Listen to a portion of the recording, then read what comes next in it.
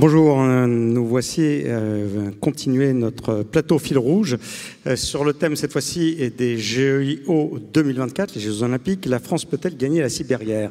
Ça peut sembler un sujet de science-fiction, mais on va voir que ce sujet, et c'est un sujet qui nous concerne dès aujourd'hui. Donc avec moi, j'ai l'honneur d'avoir le général Marc Boget de la gendarmerie, et donc qui représente la cybergendarmerie dans le cyberespace. Et Maya Despassorio-Pessard, qui est spécialiste défense IA de OnePoint. Alors, bonjour à tous. Voilà, alors tout de suite, la question, JO, mais c'est pacifique, cyberguerre, mais pourquoi est-ce qu'il y a une menace sur les JO? Tout de suite, je me tourne vers Maya. Des chiffres. Alors, peut-être avant de répondre à cette question, au demeurant engageante, peut-être nous accorder sur quelques constats. Que le risque zéro en cybersécurité n'existe pas. Également que l'art opératif cyber mélange intensité et instantanéité. Et également que guerre hybride, champ immatériel, haute intensité s'inscrit dans un nouvel espace cognitif, virtuel, physique, autant complexe que véloce. Alors quand on dit complexe, peut-être s'attacher à identifier un petit peu qui sont ces cyberattaquants.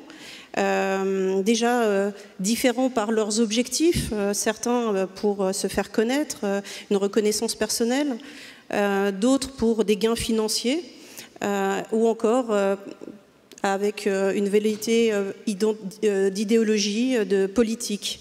Ils peuvent agir seuls, ils peuvent agir en groupe ou avec le soutien d'État.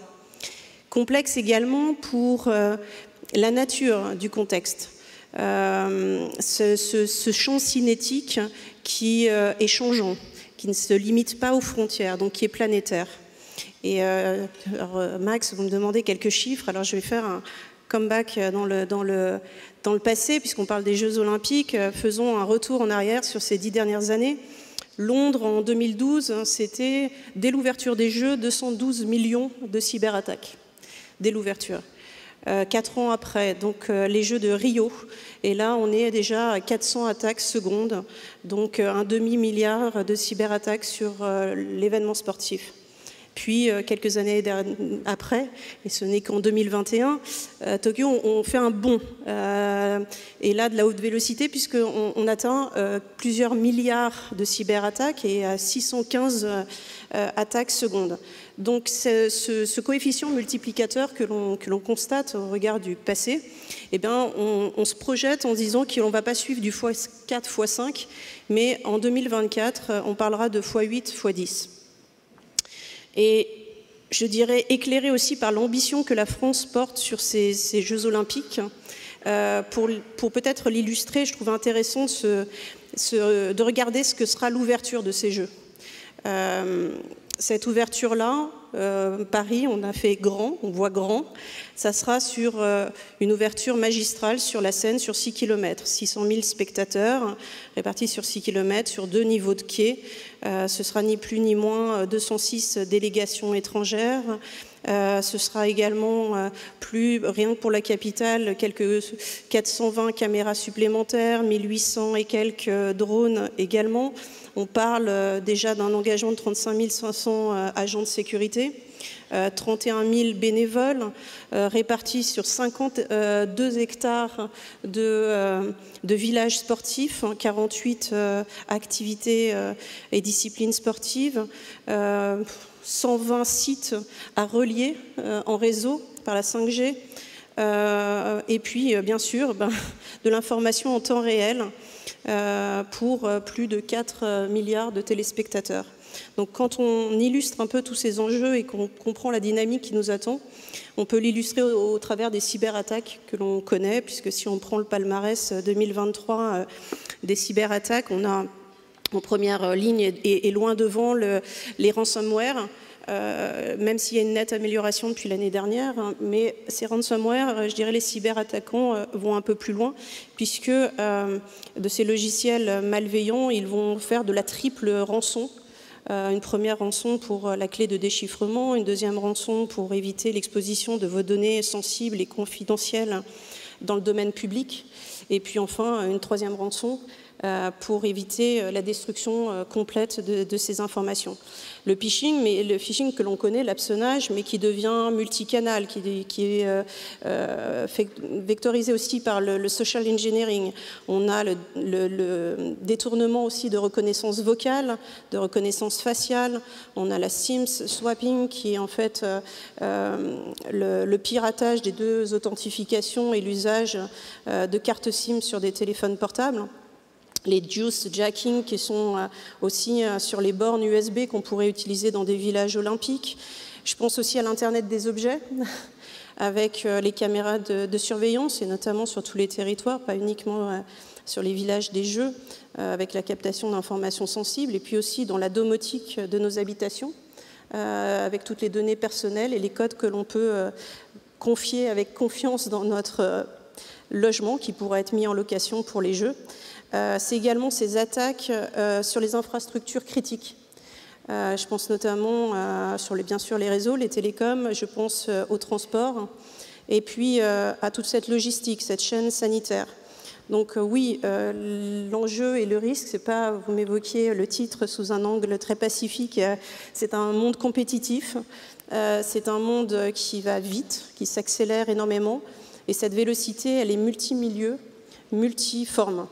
Donc pour répondre à cette question, j'aurais tendance à dire oui, la France peut gagner cette cyberguerre, mais avec une condition que je pose, qui est la mobilisation et la coopération d'acteurs et d'opérateurs privés-publics. Parce que s'il y a bien un domaine, je parle souvent de contrôle général, mais où la cybersécurité fonctionne bien dans les partenariats privés-publics, c'est bien ce domaine du cyber.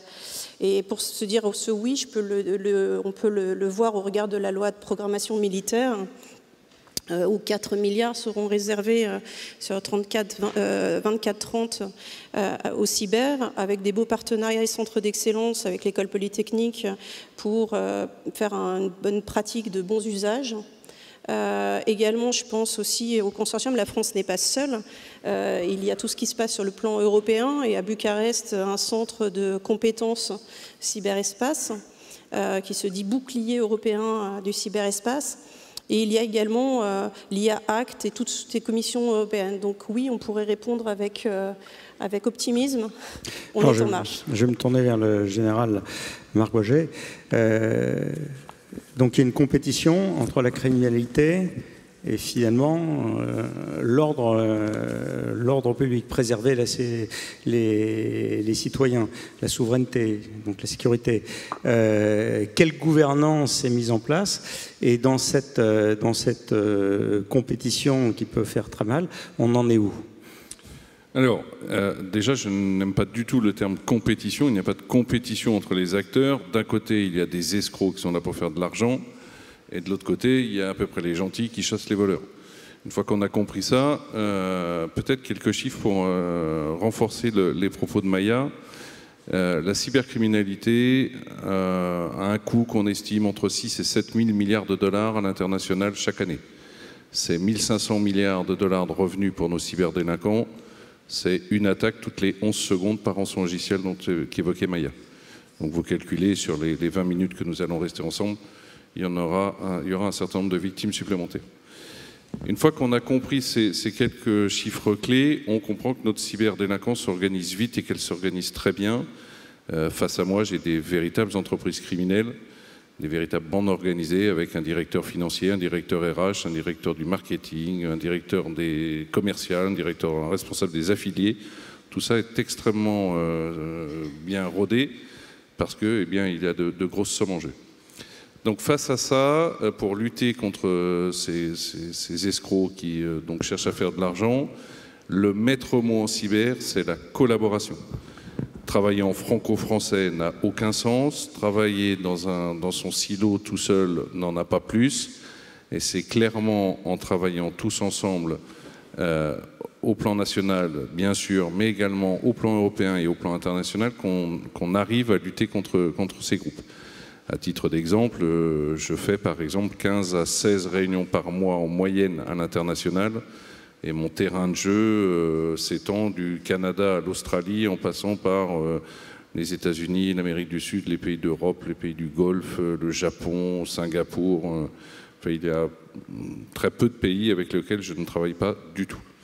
Et je vous laisse imaginer quels peuvent être les 2 grands pays qui actuellement sont un peu plus compliqués à travailler. Une fois qu'on a dit ça, comment marche cette collaboration et cette gouvernance? Elle marche vraiment à la fois avec un certain nombre d'accords internationaux, ce qu'on appelle les demandes d'entraide pénale internationale, les MLAT si vous êtes aux US, ou les demandes d'entraide européennes pour travailler entre forces de l'ordre, qui marchent relativement bien. Il y a des pays qui sont plus à l'aise avec le cyber que d'autres. Quand vous êtes dans un petit pays qui n'a pas encore la maturité suffisante, eh bien, voilà, c'est forcément un peu plus difficile, et on vient les aider pour qu'ils exécutent les demandes qu'on leur fait, puisque je vous rappelle que quand vous travaillez à l'international, c'est le droit du pays dans lequel vous travaillez qui s'applique. Ça, c'est pour la partie judiciaire. Et pour la partie technique, eh bien, il existe des groupes très fermés d'experts au plan international, dans lesquels, pour le coup, on ne rentre non pas parce qu'on s'appelle Gendarmerie nationale, ministère de l'Intérieur ou même France, on rentre exclusivement à la compétence technique. Vous avez un niveau technique suffisant pour apporter quelque chose au débat, vous rentrez dans ces groupes très fermés d'experts. Vous n'avez rien au débat, vous n'avez rien à apporter au débat, pardon, eh bien vous restez à la porte. Et c'est un des facteurs clés qu'il faut comprendre dans le cyber, c'est cette dimension RH, cette construction dans la durée, cette acquisition de talent, sur lequel la gendarmerie, voilà, j'ai la chance de commander presque 9000 cyber-enquêteurs. Évidemment, on travaille beaucoup parce que eh bien, ça s'entretient dans la durée et ça se perfectionne en permanence.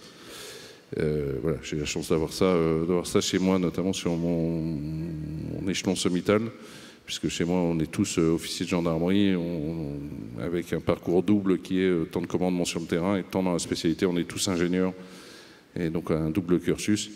Et j'ai la moitié, par exemple, de mes jeunes officiers qui sont docteurs d'État post-école d'ingénieur, parce que j'ai besoin d'être sur ce niveau d'excellence pour arriver à lutter contre ces grands groupes de hackers qu'on connaît. Alors, pour répondre à votre question, Marc, sur la gouvernance, comment est-ce qu'elle fonctionne? Eh bien, une fois que vous avez compris que le maître mot, c'est la collaboration, et je vais revenir aux Jeux Olympiques 2024, Maya a cité certains chiffres, effectivement, 70 000 attaques avérées, puissantes sur Tokyo, x9 par rapport à Londres, on s'attend au même coefficient multiplicateur pour Paris, ça donne une taille, la taille de l'Everest qu'il va nous falloir monter. Et donc c'est ainsi que tous les services de l'État, mais également les partenariats avec le monde privé qu'a souligné Maya, qui sont extrêmement importants, eh bien, tout le monde est à l'œuvre pour arriver à chacun porter sa pierre à l'édifice, sa brique à l'édifice, pour arriver qui a empêché que des hackers rentrent, qui a détecté que les hackers vont rentrer, qui a allé les chercher un matin à 6 heures pour que l'on s'explique sur ce qu'ils ont fait. Chacun prenant sa part de responsabilité. Mais cette collaboration, cette coopération, elle est fondamentale, sinon on n'arrive à rien dans le cyber. Et je rejoins Maya sur le fait que dans le cyber, peut-être plus qu'ailleurs, le partenariat public-privé fonctionne très bien. Et je vais illustrer ça par un exemple pour leur rendre hommage parce que j'y tiens. En début de crise russo-ukrainienne, vous vous doutez que c'est quelque chose que les responsables cyber ont surveillé comme le lait sur le feu, parce qu'il y avait un risque fort de latéralisation en Europe. Et comme la France avait la présidence de l'Union européenne, il y avait un vrai risque sur les intérêts français. Ce que j'ai fait me concernant, c'est que j'ai appelé tous les grands acteurs du cyber, en leur disant à chaque fois la même chose.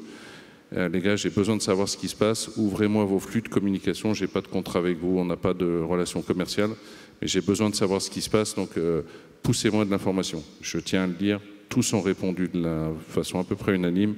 Marc, pas de souci, pour toi c'est open bar, dis-nous ce qu'il faut et on t'ouvre. C'est à souligner, c'est un peu spécifique au cyber pour moi venant des systèmes d'information, je peux en attester. Donc on comprend ce besoin de mobiliser. On est dans un univers où, pour répondre aux menaces, aux attaques, il faut être agile.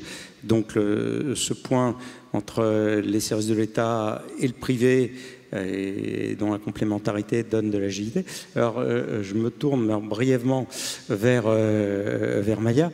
La vision de WinePoint là-dessus, qu'est-ce que vous apportez dans ce combat? Peut-être expliquer un peu la stratégie d'un acteur privé et à la lumière de ce que fait WinePoint Défense et Sécurité. Je pense que pour servir et protéger la France, il faut déjà avoir une triple stratégie, qu'elle soit défensive, prospective et également de résilience, pour préparer la gestion de crise et l'analyse de crise. Ça demande bien évidemment des ressources, ce qu'évoquait le général Boger, des ressources multi-expertise, donc un modèle qui a intégré dans son écosystème, qui avait plus d'attaques, plus de conformité, je pense à RGPD, je pense à NIS 2, je pense également au Cyberscore et beaucoup d'autres, ou DORA, mais moins de ressources et plus de besoins. Donc il va falloir être agile, des circuits de décision qui sont courts. Le pari gagnant de WinePoint a été de faire cet écosystème intégré où on retrouve une école, on retrouve un institut qui permet, avec un large panel académique, de pouvoir accompagner, de construire, non pas avec des solutions sur étagère et de tordre les solutions, mais vraiment de co-construire et d'être dans ce partenariat privé-public très tôt. C'est un investissement, bien évidemment, dans la protection du secret également, dans des zones protégées, des zones réservées, dans de la formation, de la sensibilisation. C'est une convergence du cognitif avec l'innovation, avec l'intelligence collective. Et puis, je dirais, c'est ce grain de folie du penser autrement, du out of the box, qui permet aussi de construire et de se projeter, de faire du red team et d'imaginer demain et de construire demain. Donc je pense que c'est des équipes de plus en plus hybrides et c'est important de revenir sur l'hybridité technique et métier pour bien comprendre l'opérationnel, bien le servir et bien se projeter avec. Donc forcément ces formations-là s'inscrivent dans la durée. Max, tu m'as demandé de faire court donc sur un sujet où on pourrait rester longtemps, mais il faut être pour ça curieux, entrepreneur, formé et puis je pense engagé. On a pas mal de réservistes aussi qui viennent, ça permet aussi ces co-constructions au sein de la gendarmerie dans le cyberespace, avec le ComCyber, avec l'ANSSI. C'est tout cet écosystème en marche qu'il faut opérer auprès des acteurs privés. Je me tourne vers le général Marc Boger. Deux mots qui ont été dits dans tout ce que est important, c'est cette dimension hybride et cette agilité. Vous, comment vous le définissez? Très brièvement, et ce sera le mot de la fin. Alors, très brièvement, sachant que vous l'avez compris, c'est une action difficile pour Maya et moi, tellement nous sommes un peu passionnés du sujet. Ce fonctionnement hybride, vous l'avez compris, il est fondamental. J'ai la chance, effectivement, Maya l'a évoqué, d'avoir une réserve cyber de près de 400 réservistes cyber qui viennent apporter leur appui. Ce sont des personnes de la société civile qui viennent en complément de mon action, qui viennent renforcer mon action. C'est une des clés du succès. C'est clair, plus nous travaillerons ensemble, plus nous aurons des profils diversifiés, plus nous pourrons, et c'est un peu mon job, tout en évitant de tomber complètement parano, c'est d'imaginer le pire pour arriver à m'y préparer le jour où ça arrive. Il faut quand même retenir une chose en cyber, Max, si vous voulez qu'il y ait un mot fort pour finir, c'est qu'en cyber, il ne faut jamais se demander si vous allez être attaqué, mais plutôt quand. Et une fois qu'on est parti de ce concept qu'un grand nombre de victimes a déjà expérimenté, eh bien, c'est des choses qui se travaillent avant, c'est des choses qui se travaillent dans la durée, qui se travaillent à plusieurs, avec des profils les plus diversifiés possibles, les plus à la pointe possible. Le sujet de la formation est fondamental. On a une chance en France, je le dis, nous avons un cybercampus. Il n'y en a pas beaucoup de par le monde. Le nôtre est une vraie réussite et je rends ici hommage à Michel Vandenberg qui a tenu ça à bout de bras et je crois que c'est une vraie réussite désormais. C'est 1800 ingénieurs qui quotidiennement échangent de la start-up aux grandes boîtes en passant par les services publics, en passant par la formation, la recherche, etc. Tout le monde est là parce que ça va bien dans le même sens qui est de co-construire une solution la plus aboutie possible, de façon à être les plus performants possible. Et je rajoute enfin un petit cocorico, la situation, ce qui me rend plutôt optimiste. En France, le cyber, nous sommes plutôt bons. Il faut retenir quand même que 40% des ingénieurs européens qui font du cyber sont français. Voilà, ce n'est pas un domaine dans lequel nous sommes à la traîne, bien au contraire, mais c'est quelque chose qu'il faut continuer à enrichir, à poursuivre, et de façon à ce que les solutions souveraines françaises continuent à être à la pointe du progrès, de façon à ce que nos hackers, nos cyberdélinquants aillent voir ailleurs que sur le territoire français, ou alors il leur arrivera des problèmes. C'est ce qu'on s'emploie à faire. Je vous remercie, mon général. Je vous remercie, Maya. Et je vous donne rendez-vous l'année prochaine, parce qu'on verra si tout ce qu'on s'est dit... on va s'y employer. On a déjà la Coupe du Monde de rugby.